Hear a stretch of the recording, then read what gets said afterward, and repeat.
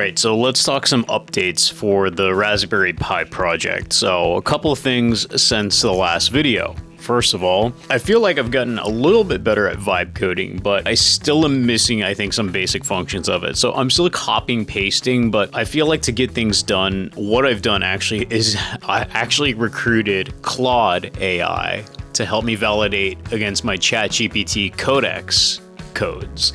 So in doing so, I've found some gaps and had Claude clean up basically some of the mistakes. And that kind of works really well, what I figured out. So if you're vibe coding, I've found that actually utilizing two different AI sources, one to vet the other one, and then giving back the code to the original one, the native one that you're using, I feel like that's a really good kind of balance in terms of getting everything kind of set and seeing how one can clean up another one. So again, AI, I understand, can hallucinate and things like that. So having those two work together, it works really well, honestly. And I'm pretty excited about the results. Next thing, let's go back to the actual Raspberry Pi that I have here. So in doing this and kind of looking at it, what I've ordered is this GPS kind of hockey puck.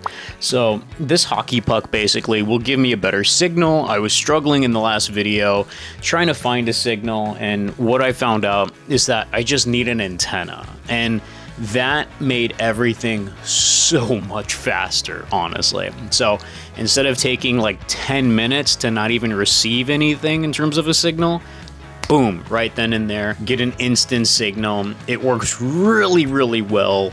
And that was really the main piece of it. So I wasn't expecting that. I was kind of skeptical, but the antenna helped tremendously and it worked out really, really well. So that was one thing that I learned. The just dedicated hardware was so much better. The other thing, I guess, is what I've been trying to do, I think, is really get the Raspberry Pi and the screen, and I took a couple of, I guess, drives with it since I've installed everything and got everything. And what I'm trying to do right now is consolidate some of the pages and make the touch screen monitor and everything like that really a bit more efficient. So I still need a keyboard to kind of work it right now, but what I'm trying to do is kind of figure out, one, the program and what everything I need, and then two, making sure that I can make it practical and actually easy to use, because it's great to have all of these features, but if you're never going to use them, or it's something that's too over cumbersome for the user, then no one's ever actually going to use it. You overdevelop the product, right? So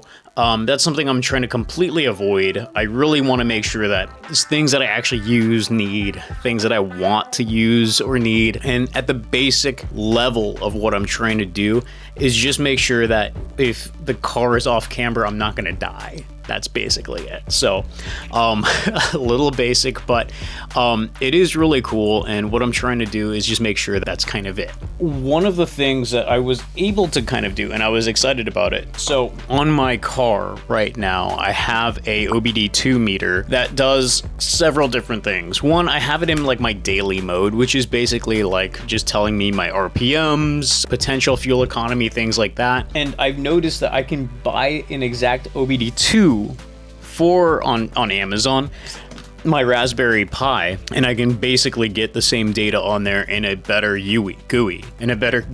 And so for that would be part of my display. I like it. I think it looks really cool. And one thing that I did that is super nerdy, I went ahead and I took the layout of the first gen Toyota Hilux RPM gauge, and I made that exactly the same styling, and I'm gonna use that. I think it was an awesome style. Toyota hit it out of the park the first time, and I believe it was the first Hilux Surf, if I'm not mistaken. That level of design for the RPM cluster, where it has the digital speedometer and the digital RPM gauge, I stole that. So I like it. I'm gonna put that into mine. I think it looks really cool into our design, and then put a couple more gauges in there, make it look really nice. So right now I have down to 4 pages. I have the daily page, which is my RPM, a couple of different battery and voltage meters, the off-road page, which I consolidated with my Explorer page, which is a compass, pitch and roll, and then elevation measurement. So that's where I have everything right now. My next page, I have something called Breadcrumbs.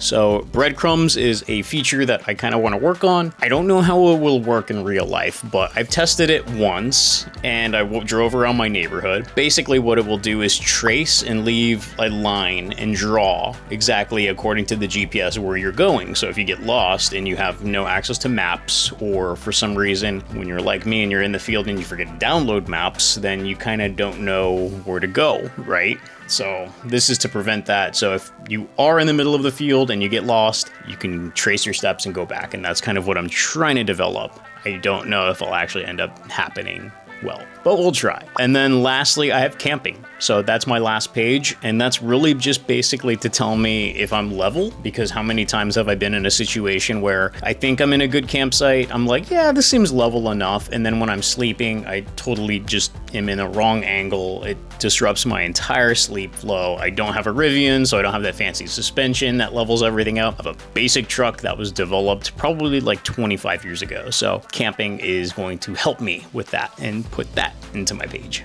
So those are the updates I have for this video. Stay tuned if you're interested, because the next one I'm trying to figure out how exactly to put all of this together. And so I asked AI, help me develop a product where I can put all of this stuff into a housing. So stay tuned, stick around, and I'll show you what exactly happened. So like and subscribe. Thanks for watching.